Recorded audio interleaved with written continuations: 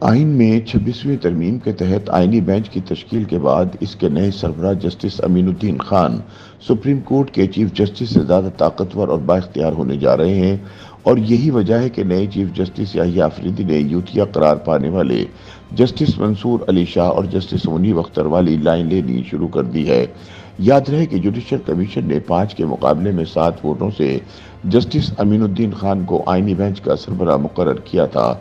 ایسے میں یہ جاننا ضروری ہے کہ آئینی بینچ کے سربراہ کے پاس کیا اختیارات ہوں گے، اور یہ کیوں کہا جا رہا ہے کہ جسٹس امین الدین بطور سربراہ آئینی بینچ سپریم کورٹ کے چیف جسٹس آفریدی سے بھی زیادہ بااثر ہوں گے۔ خصوصاً سیاسی نوعیت کے مقدمات کے حوالے سے اب تمام تر اختیار انہی کے ہاتھ میں ہے۔ ایسے میں اگر نئے چیف جسٹس یحییٰ آفریدی عمران دار کہلانے والے جسٹس منصور علی شاہ اور جسٹس منیب اختر کے ساتھ مل کر چلتے نظر آتے ہیں تو اس کی وجہ سمجھ میں آتی ہے۔ قانونی ماہرین کا کہنا ہے کہ 26ویں آئینی ترمیم اور پریکٹس اینڈ پروسیجر ایکٹ ترمیم بل کی منظوری کے بعد بننے والا آئینی بینچ ہی اب تمام آئینی معاملات کو دیکھے گا،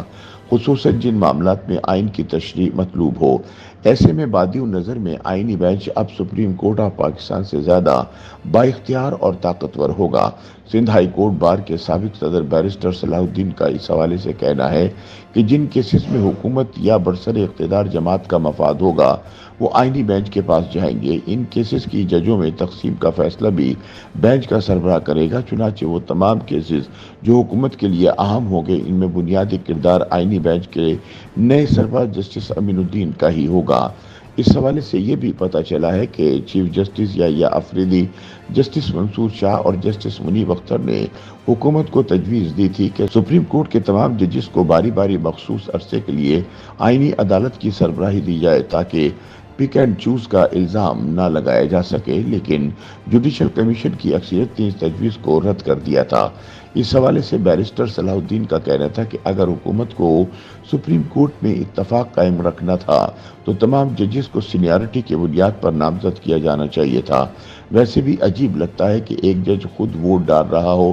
کہ مجھے آئینی بینچ کا سربراہ نامزد کیا جائے، جیسا کہ جسٹس امین الدین خان نے بطور ممبر جوڈیشل کمیشن آف پاکستان کیا۔ یاد رہے کہ 26ویں آئینی ترمیم میں آئین کے آرٹیکل 191A کا اضافہ کیا گیا جو آئینی بینچوں کی تشکیل سے متعلق ہے۔ اس ترمیم کے مطابق آئینی بینچوں کی تعداد اور ان کی مدت کا فیصلہ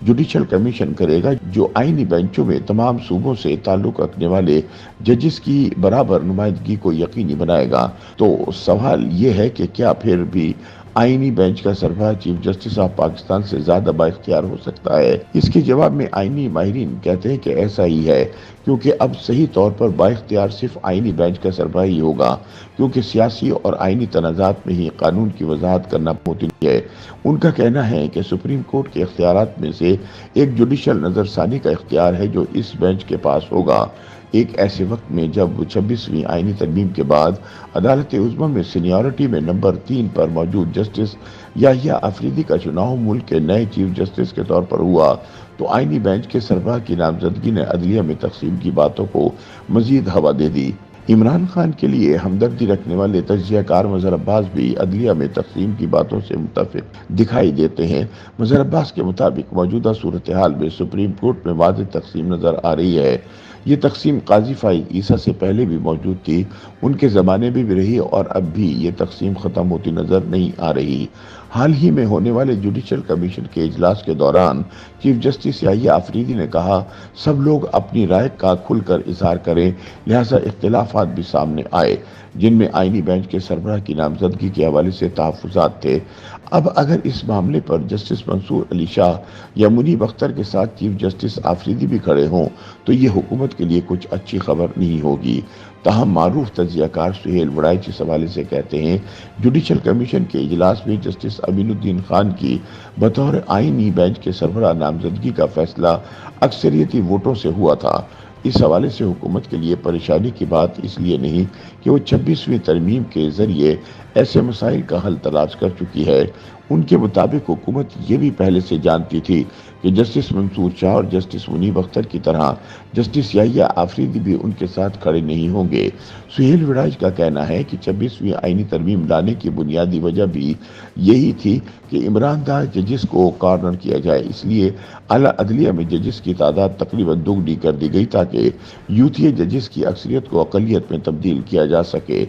اس حوالے سے تجزیہ کار زیغم خان کہتے ہیں کہ عدلیہ کی تقسیم کافی دنوں سے چل رہی ہے اور ماضی میں بھی اس کی مثالیں ہیں۔ مثلا نومبر 1997 میں جب عدلیہ کے تقریباً تمام ججز نے اپنے چیف جسٹس سجاد علی شاہ کو باہر نکال دیا تھا۔ زیغم کے مطابق اعلیٰ عدلیہ میں اب بھی تقسیم تو نظر آ رہی ہے، جسے اب کنٹرول کرنے کی کوشش کی جا رہی ہے۔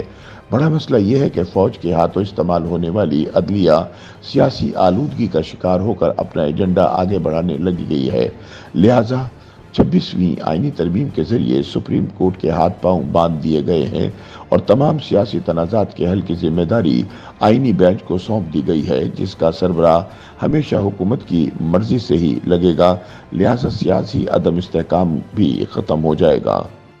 YouTube پر گوگلی نیوز دیکھنے کے لیے youtube.com کی سرچ بار میں googly news T V type کریں۔ گوگلی نیوز کے پیج پر سرخ رنگ کے سبسکرپشن والے بٹن پر کلک کرنا نہ بھولیے۔ YouTube پیج پر اپلوڈ ہونے والی ویڈیوز سے باخبر رہنے کے لیے بیل آئیکن پر کلک کیجیے۔ آپ کو ہر نئی ویڈیو کے بارے میں نوٹیفیکیشن موصول ہو جائے گا۔